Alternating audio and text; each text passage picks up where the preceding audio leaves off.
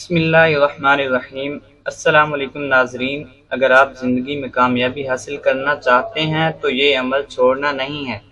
ذوالحج شریف حج والا مہینہ، جسے قربانی والا مہینہ بھی کہا جاتا ہے، بڑا ہی خاص مہینہ ہے۔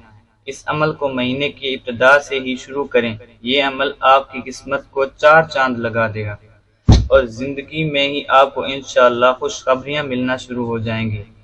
اگر کوئی دشمن ہے، ظلم ہے، جو آپ کی عزت پر، جان و مال پر حملے کرتا ہے، تو انشاءاللہ تعالی اس عمل کو کرنے کے بعد اسے اپنے منہ کی کھانی پڑے گی۔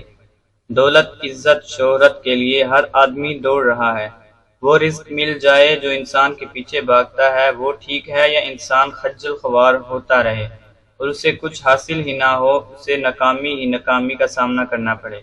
تو بہتری اسی میں ہے کہ اللہ پاک ہمیں وہ رزق عطا کرے جو ہمارے پیچھے بھاگ رہا ہے، ہمیں اللہ رزق کے پیچھے نہ بھگائے۔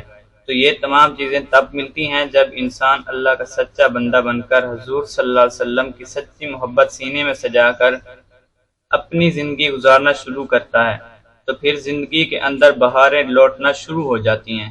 نبی کریم صلی اللہ علیہ وسلم کی ذات پر ایک تو درود شریف کثرت سے پڑھیں اور درود ابراہیمی پڑھیں، کیونکہ اس میں حضرت ابراہیم کا ذکر ہے اور حضرت محمد صلی اللہ علیہ وسلم کا ذکر ہے۔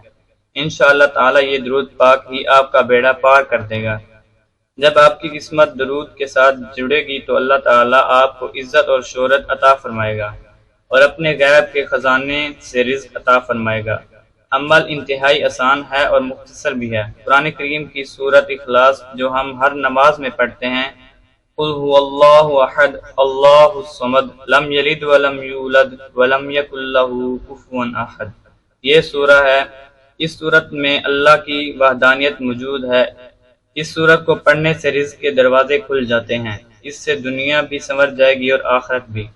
پڑھنے کا طریقہ کار یہ ہے کہ حج کے مہینے کے شروع میں پڑھ لیں، 81 مرتبہ یہ سورت پڑھنی ہے، اور دیکھیں کہ اللہ تعالیٰ کس طرح آپ کی ہر ضرورت کو پورا کرے گا اور آپ کو کبھی رزق کی کمی کا سامنا نہیں کرنا پڑے گا انشاءاللہ۔